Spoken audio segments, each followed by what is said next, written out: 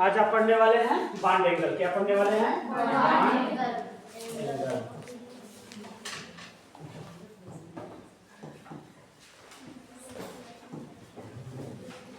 ना नॉर्मली जैसे हम देखते आए हैं कि कोई एटम मान लीजिए ए है, उससे दो एटम जुटे हुए हैं, मान लीजिए सी और सी जुटे हुए हैं ना, तो इनके बीच का जो एंगल होता है थीटा, यही थीटा हमारा कहा जाता है बॉन्ड एंगल।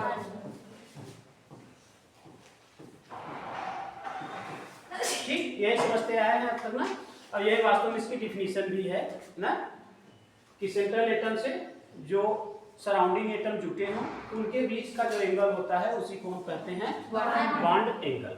ठीक, बस समझ में आ गया यहाँ तक। ये इसकी क्या बन जाती है? डिफिनीशन। कि बॉन्ड एंगल की डिफिनीशन क्या होती है? The angle between surrounding atom which is attach with central atom. Central atom से जुटे हुए सराउंडिंग एटम के बीच की दूरी को हम कहते हैं बॉन्ड एंगल। ठीक है, लेकिन जैसे अब ये तो नॉर्मल डिफिनीशन हो गई छोटे बच्चों के लिए। जब हम आगे चलेंगे जहाँ हमें नीट देना होगा, इंट्रेंस के एग्जाम देने होंगे, तो वहाँ ऐसे क्वेश्चन कभी नहीं पूछे जाते हैं। वो 2-3 कंपाउंड दे देगा, 2-3 मालिक्यूल दे देगा, कहेगा इनके बीच बॉन्ड एंगल का कंपैरिजन कीजिए। क्या करिए? कंपैरिजन कहेगा। वो ये नहीं कहेगा कि इसमें बॉन्ड एंगल कितना है, 2-3 देकर वो कहेगा। ठीक है, तो हमें अध्ययन इस बात का करना है कि जो इंट्रेंस का लेवल है, जो इंट्रेंस में पूछा जा रहा है उसको। ठीक है, जैसे हम उदाहरण ले लें BeCl2 और BeBr2। ठीक, हम कहें, वो कहेगा कैसे कि BeCl2 और BeBr2 में किसका बॉन्ड एंगल ज्यादा है, किसका बॉन्ड एंगल कम है, ऐसे पूछेगा। क्वेश्चन इस तरह से होगा। ठीक, तो ऐसे प्रश्नों को सॉल्व करने के लिए हमें कुछ नियमों को जानना जरूरी है। लगभग 3 नियम मुख्य नियम हैं, एक नियम में 2 उप नियम हैं। अलग अलग पढ़ेंगे तो 4 नियम, और कंबाइन पढ़ेंगे तो 3 नियम। कितने नियम? 3। ठीक, तो अब हमें बेटा जैसे हम कहें BeCl2 तो ऐसे बना हुआ होगा ना, और BeBr2 भी ऐसे ही बना होगा। तो अब कैसे कहेंगे? इसमें भी 180 दिख रहा है, इसमें भी 180 दिख रहा है। ठीक, तो ऐसे तो हम कह नहीं सकते कौन बड़ा है कौन छोटा है। तो जानने के लिए कुछ नियमों का हमें पालन करना पड़ेगा, जिसमें से 3 नियम आपको चाहिए to find out bond angle. To find out bond angle we have 3 rules। 3 नियम हमारे पास हैं। पहला नियम कहता है, रूल फर्स्ट, कि हम निकाले पहले क्या? हाइब्रिडाइजेशन। क्या निकाले? हाइब्रिडाइजेशन। टू फाइंड आउट या फ्रॉम हाइब्रिडाइजेशन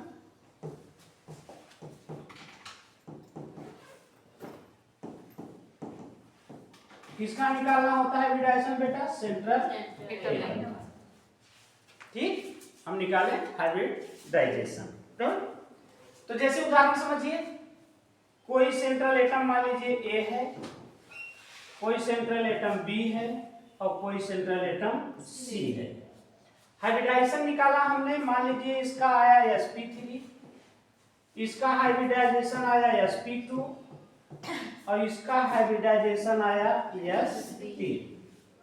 तो हमें पता है बेटा कि हाइब्रिडाइजेशन sp है तो बॉन्ड एंगल 180 डिग्री, अगर sp2 है तो बॉन्ड एंगल 120 डिग्री, अगर sp3 है तो 109 डिग्री 28 मिनट। तो पहली सबसे सरल विधि होती है कि अगर हम सेंट्रल एटम का हाइब्रिडाइजेशन निकाल लें, ठीक, तो हम जान जाएंगे कि बॉन्ड एंगल किसमें ज्यादा होगा किसमें, तब हम कंपेयर कर लेंगे। जैसे अब कहा जाए तो जो एटम या जो मॉलिक्यूल है जिसका सेंट्रल एटम C है, उसका बॉन्ड एंगल सबसे ज्यादा है, फिर B का नंबर आएगा, फिर A का नंबर आएगा ना। तो इस तरह से जो साधारण क्वेश्चन होंगे वे हम एसपी यानी हाइब्रिडाइजेशन से ज्ञात कर लेंगे। क्लियर हो गया बात यहाँ तक? कि जिनमें बहुत तामझाम नहीं होगा, जो साधारण दिखेंगे, जिनमें बहुत ज्यादा दिक्कत नहीं होगी, तो हम हाइब्रिडाइजेशन से बॉन्ड एंगल को बता पाएंगे। एक बात समझ में आ गई? को क्लियर समझिएगा बेटा। जैसे कल का होमवर्क पता नहीं आप लोगों ने किया है नहीं, मैं नहीं जानता, ठीक? लेकिन जो चीजें पढ़ाई जा रही है, अभी आएंगे इंटर वाले, देख लेना कि क्या ये सब चीजें वहां नहीं मिली, तब पता चलेगा, ठीक? दूसरी विधि होती है कि अगर ये हो गया, इसको हटाएं, रूल 2y है, रूल 2y। मान लीजिए हाइब्रिडाइजेशन 1 2 3 दिए हुए हैं सेंट्रल एटम, 2 का एक जैसा हो गया या तीनों का एक जैसा हो गया हाइब्रिडाइजेशन, बात फंसेगी ना? कि जब hybridisation of when hybridisation of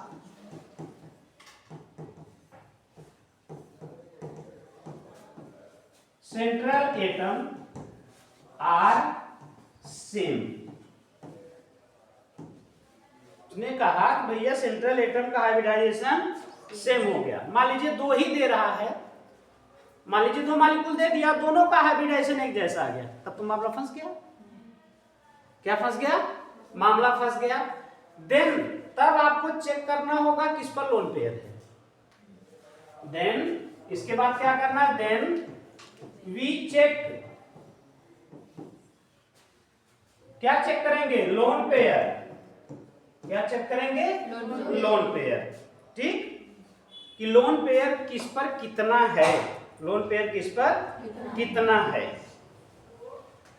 जिस पर लोन पेयर ज्यादा होगा उसका बॉन्ड एंगल कम होगा। The central atom which have, जिसके पास होगा, which have higher lone pair, जिसके पास ज्यादा लोन पेयर होगा, comma have less bond angle, less bond angle, उसके पास बॉन्ड एंगल क्या होगा? छोटा होगा। क्या होगा? छोटा होगा। इसका मतलब समझिए कि lone pair on central atom पर अगर ज्यादा है तो उसका बॉन्ड एंगल क्या होगा बेटा? कम होगा।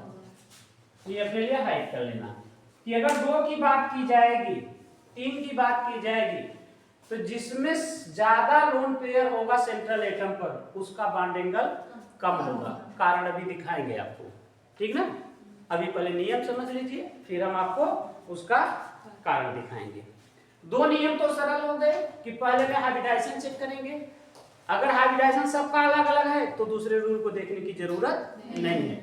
अगर हाइब्रिडाइजेशन सेम होता है तब नंबर आता है लोन पेयर का, तब लोन पेयर चेक करेंगे। जिसमें सबसे कम होगा उसका सबसे ज्यादा होगा, जिसमें सबसे ज्यादा होगा उसका बॉन्ड एंगल कम होगा। उसका कारण अभी बताएंगे जब एग्जांपल लेंगे तब। अब आते हैं हम रूल नंबर 3 पर। रूल नंबर 3 पर, रूल नंबर 3 कहता है, मान लीजिए हाइब्रिडाइजेशन सेम हो जाए, लोन पेयर सेम हो जाए, मे बी पॉसिबल, तब तीसरा नियम क्या कहता है कि hybridisation of central atom, when hybridisation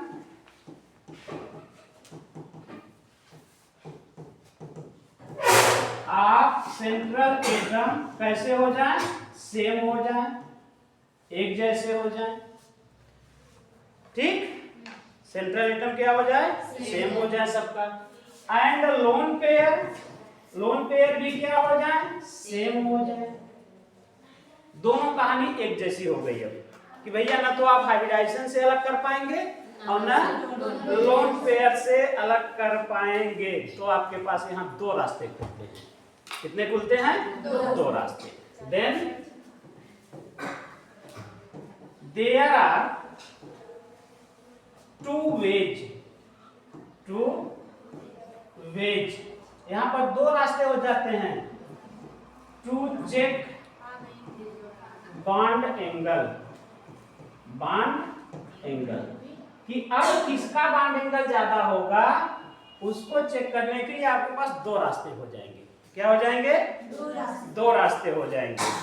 ठीक,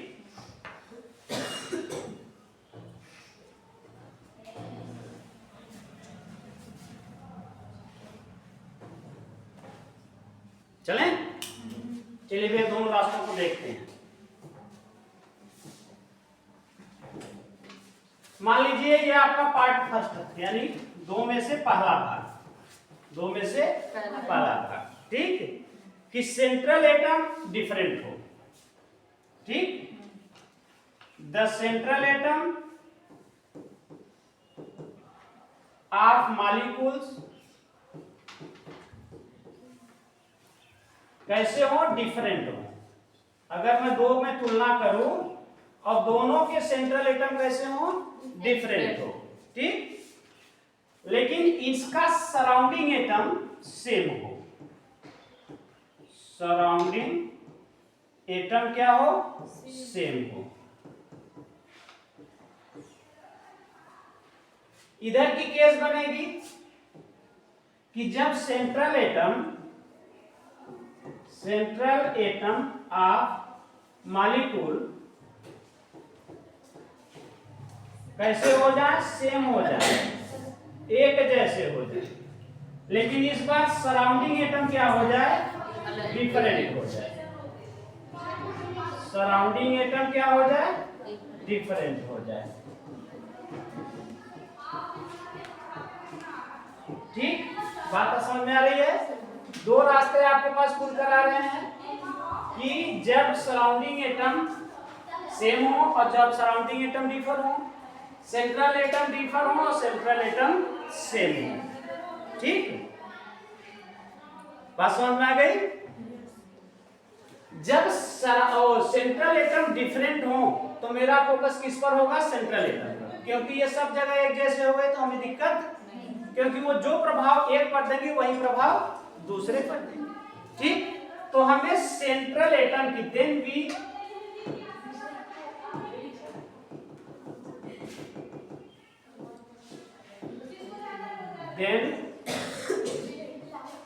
वी चेक, हम क्या चेक करेंगे?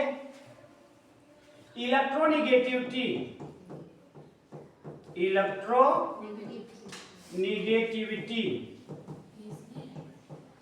Of central atom. ठीक, तब हम क्या चेक करेंगे? इलेक्ट्रॉनिक किसकी? सेंट्रल एटम की जो डिफरेंट। अगर सेंट्रल एटम की इलेक्ट्रोनिगेटिविटी ज्यादा है, इलेक्ट्रोनिगेटिविटी ज्यादा है तो बॉन्ड एंगल ज्यादा होगा। ये मुख्य पॉइंट है आपका। इलेक्ट्रोनिगेटिविटी किसका चेक करेंगे? सेंट्रल एटम का। अगर सेंट्रल एटम की इलेक्ट्रोनिगेटिविटी ज्यादा है तो बॉन्ड एंगल ज्यादा होगा। इधर आइए, चूंकि यहाँ मॉलिक्यूल सेम है, डिफर क्या है? Surrounding atom. तो यहां हम चेक क्या करेंगे? Electronegativity of surrounding atom. क्या चेक करेंगे? Electronegativity of surrounding atom. अब समझिए, इलेक्ट्रोनिगेटिविटी यदि सराउंडिंग एटम की ज्यादा है तो बॉन्ड एंगल कम होगा। क्या होगा? बॉन्ड एंगल कम होगा। इन्हीं रूल का आपको पालन करना है। मैं लेता हूं, अब क्या लेता हूं? एग्जाम्पल BeCl2 और लेता हूं BCl3। क्या लेता हूं? BCl3 और CCl4। 4 एग्जाम्पल लेता हूं। पहले हम जाते हैं कहां बेटा? हाइब्रिडाइजेशन से सीखने। कहां जाते हैं? हाइब्रिडाइजेशन सीखते हैं ना। क्लियर? चलो भैया, तो हाइब्रिडाइजेशन निकालने के लिए बेटा हम क्या निकालते थे? जेड। क्या निकालते थे? जेड क्या होता था? 1/2 number of electrons, number of balance electron, number of balance electron on central atom. Plus क्या होता था, निगेटिव चार्ज, माइनस क्या होता था, पॉजिटिव चार्ज, प्लस क्या होता था, मोनोवैलेंट एटम। इतना फार्मूला याद है आपको? तो मैं इसको नंबरिंग कर दूं, ए कर दूं, इसको बी कर दूं और इसको सी कर दूं। तो ए के लिए चलिए, फॉर ए के लिए हम चलते हैं।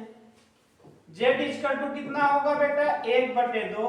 बेरिलियम है 4, तो पहले में 2, दूसरे में 2। मेरे काम का कौन रहा, 2 हो गया, प्लस माइनस है नहीं, माइनस प्लस है नहीं, सराउंडिंग एटम आपको दिख रहा है हैलोजन फैमिली का, 2 2 4, निकला कितना बेटा, 2 का मतलब हाइब्रिडाइजेशन sp।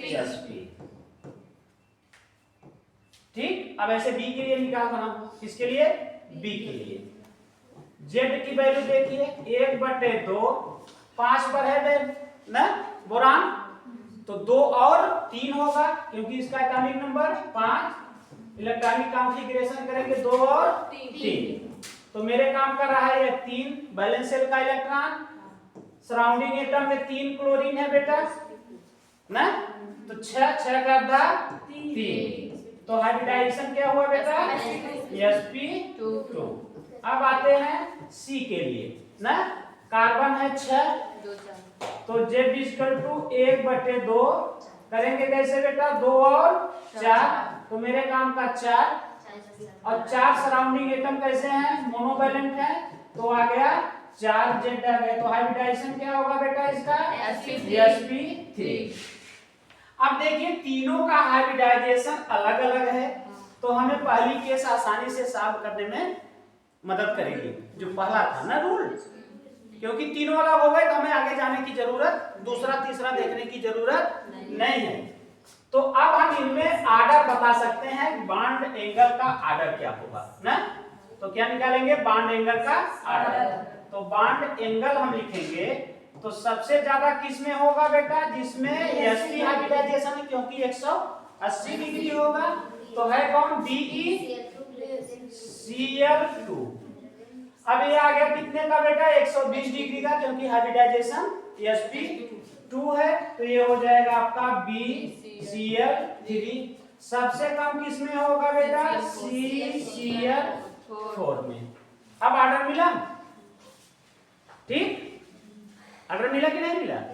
अगर हाइब्रिडाइजेशन डिफर है, हाइब्रिडाइजेशन डिफर है, तो काम आपका आसान हो जाएगा, उसको बहुत सोचने की जरूरत नहीं पड़ेगी। ठीक, क्लियर, कोई डाउट यहां तक,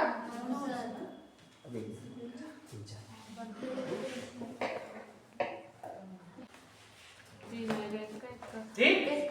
अब कर रहा है, क्या करिए, कंपेयर बॉन्ड एंगल ना, तो पहले क्या निकालेंगे बेटा, जेड क्या निकालेंगे, 1/2, इसका होता है 7, और इसका भी देखिए आपको मिल रहा है 7, तो 2 और 5 आपका बैलेंस इलेक्ट्रॉन है, तो 5 प्लस कुछ नहीं जुड़ने वाला, ठीक, यानी आ गया इसका 2.5।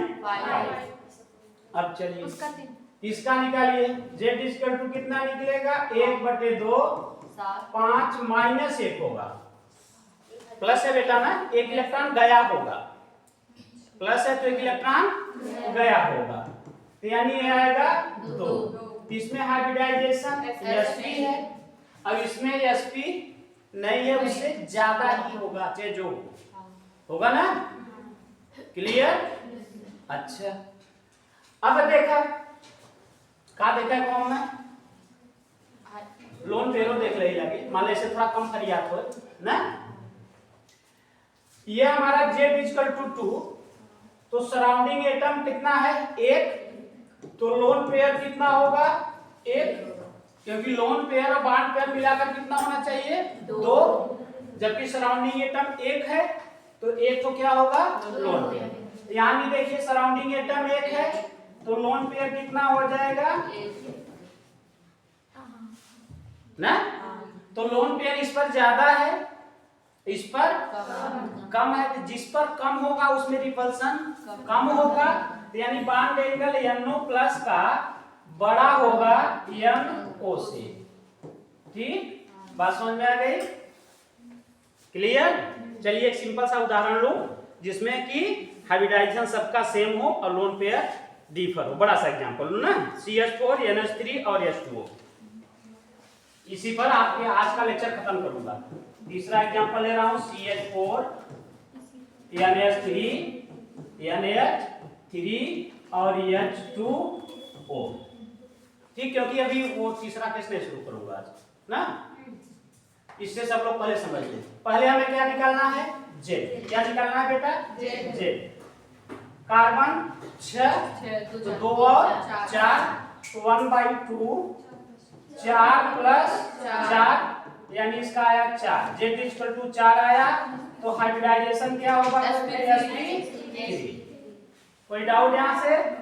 चलिए इसका Z निकालते हैं। नाइट्रोजन 7 तो 2 और 5 तो 1/2 5 धन 3 यानी 8/4 तो हाइब्रिडाइजेशन इसका भी क्या है बेटा? sp3। चलिए इधर वाटर देखते हैं। तो Z 1/2 ऑक्सीजन, ऑक्सीजन है सेंट्रल एटम, जो छोटा होगा वही ना। कितना हुआ? 8 होता है, 2 और 6 होगा तो 6 धन 2 यानी इसका भी 4 आया तो हाइब्रिडाइजेशन क्या हो बेटा? sp3। यानी अब यह केस आपकी काम नहीं करने वाली क्योंकि सबका हाइब्रिडाइजेशन क्या आ गया? सेम आ गया। अब हम चेक करेंगे दूसरी केस, लोन पेयर। क्या चेक करेंगे? Lone pair. अच्छा देखा, लोन पेयर बराबर होता है कि Z minus bond pair. Z 4 और बॉन्ड पेयर कैसे 4। ठीक, इसका मतलब इसका लोन पेयर नहीं। चलो यहाँ लोन पेयर निकाला, देखा 4 बार 3 से जुटा हो लोन पेयर की संख्या 1 और यहाँ 4 बार 2 से जुटा बा तो लोन पेयर की संख्या 2। ये बात समझ में आ गई सबको? अब जरा इनको देखा जाए, क्या किया जाए? देखा जाए, क्योंकि साइंस के आदमी हैं, जब तक देखेंगे नहीं तब तक मानेंगे। एक कार्बन ऐसे जुटे हैं, 4 हाइड्रोजन, कोई लोन पेयर नहीं, सब बॉन्ड पेयर हैं तो सबका एंगल कैसा होगा? एक जैसा होगा। एक जैसा होने का मतलब ये 109 डिग्री 28 मिनट का होगा क्योंकि नियम का पालन कर रहा है, कोई इस पर दबाव नहीं है ना, क्यों धमकी आए ना बा ना, क्यों धमकी आए ना बा, नाते ने स्वतंत्र हैं, मस्त हैं। जैसे घरे तुझे जाबा होली मस्त रहा। किसका पेपर है? चुप रह, पेपर हो त्योहार में पेपर ना देखिए, जहाँ जाया वहाँ देखिए। पहले होली में आनंद लिया, जब यहाँ आया तब पेपर का आनंद लिया। ई ना कि घर में जब टेंशन ले रहा पेपर, ये सब काम ना करे चाहिए। जहाँ से हटा है उसे वही छोड़ दे। ठीक, मैं ऑनलाइन रहूंगा, पढ़ाता रहूंगा शाम को। ठीक, लगभग 6:30 और 7 के बीच में। वो तो आप जब चैनल खोलेंगे ना तो उसमें पहले से आपको शेड्यूल मिलेगा। ठीक, और भी लेट ही शुरू करूंगा, 7 बजे के बाद है। हाँ छुट्टियों में, हाँ छुट्टियों में घर रहेंगे, आधे एक घंटे पढ़ा लिया जाएगा, कुछ आप सीखते रहेंगे, एक रुचि भी बनी रहेगी ना।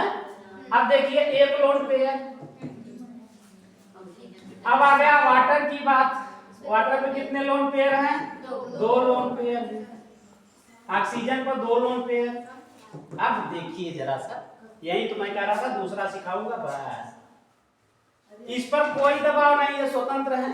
अब इस पर दबाव हो रहा है, किसका? इस लोन पेयर ने इस बॉन्ड पेयर को दबाया, इधर वाले को और इधर वाले को, तो बॉन्ड क्या होगा? सिकुड़ जाएगा। जरा ये दोनों को देख लीजिए। पहले ये तो 2 दिग्गज हैं, तो पहले ये दूर दूर सेट होना चाहेंगे अपने को। जब ये दूर दूर पर सेट हो लेंगे, रिपल्सन मिनिमम हो जाएगा। ठीक, ये तो बढ़ गया 109-28 से, क्योंकि ये फैल रहे हैं। प्रभाव किस पर आया? इस लोन पेयर ने दबाया बॉन्ड पेयर को, इस लोन पेयर ने दबाया बॉन्ड पेयर को। चूंकि ये ज्यादा एंगल ले चुके हैं पहले से, बचे हुए में भी दबाया जा रहा है। कहते हैं नरकम ठेली ठेला, क्या कहते हैं नरकम ठेली ठेला। जैसे कतो पुड़िया ही हो गाँव में, पहले जब पुड़िया ही हो मतलब कोई मरे तो पूड़ी खा जाए तो एक बात खात रहे पीछे सब खड़ा रहे कि ये उठे ना कि हम बैठे ना। पता चला उठे ना, झाड़ू ना मारा ना, राय के सब बैठ। इतनी दिक्कत होती थी उन दिनों में पूड़ी खिलाने में किसी के यहाँ, चूँकि थी उस समय भाई इतनी ज़्यादा उपलब्धता नहीं थी। तो जेकरी यहाँ पूड़ी तेरे ही पूड़ी पड़ जाए तो जान ला गाँव में एक नहीं होता जा तो घरों भरों आ जाए, खाली औरतों को छोड़कर या बच्चियों को छोड़कर। बच्चियाँ कमाती थी, औरतें नहीं आती थी। भाई पड़ोस के बच्ची भले आ जाए लेकिन गांव के दूसरे छोर से बच्चियां नहीं आती थी। आज भी शायद नहीं जाती, क्योंकि हमने नहीं देखा कि बच्चियां उस छोर की इस छोर पर खाने आए। ठीक, लेकिन लड़के और बुढ़े, तो लड़कियन का पाँच अलग रहे और बुढ़वन का पाँच अलग रहे। ऐसा न हो बुढ़वन के ढकेल दे दिखाते रहे का और व्यवस्था हो जाए। इसलिए दो जगह बनाई जाती थी, इसलिए क्योंकि 4-5 गाँव के लोग आए। पता चला कि बुढ़ापा के ढकेली अपना बैठ गया, बुढ़ापा मुँहे बगल गिरन, फिर अल्लाह मियाँ प्यारा हो गया 13 दिन फिर व्यवस्था। ठीक, देखा यहाँ का ढकेली ढकेला बटवे की ताकतवर वाले में यूं के ढकेली ढकेला शुरू हो गया क्या हो गया। यानी इस लोन पेयर में रिपल्सन था सबसे ज्यादा।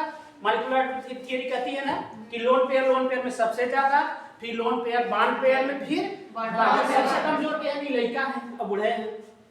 लड़का और बूढ़े ये सबसे तगड़े यंग हैं जो रिपल्सन करते हैं, ज्यादा मार तगड़ा ज्यादा करते हैं। और फिर यंग से बच्चों का थोड़ा कम होता है, लेकिन बच्चों में ज्यादा प्रेम होता है।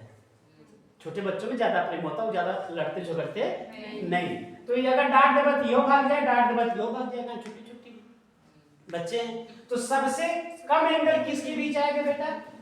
वाटर वाले में, वाटर मॉलिक्यूल में हाइड्रोजन भी सबसे कम आएगा। क्यों कम आएगा? क्योंकि लोन पेयर रिपल्सन और लोन पेयर बॉन्ड पेयर का रिपल्सन इन दोनों के बॉन्ड पेयर को दबा देते हैं। तो लगभग 160 डिग्री के आसपास ये आता है और 105 या 104, 5 और 104 के बीच में लगभग ये आता है। एग्जैक्ट आपको डाटा मिल जाएगा कल, ठीक ना। तो दो बातें समझ में आई आपको कि जब हाइब्रिडाइजेशन सेम हो तो हम कहाँ जाएंगे? लोन पेयर पर जाएंगे। लोन पेयर की संख्या जिसपे ज्यादा होगी उसका बॉन्ड एंगल बेटा कम होगा। ठीक, बात क्लियर? चलिए अब हम कल पढ़ाएंगे इसका एग्जाम्पल। अब आप लोग, thanks for watching this video.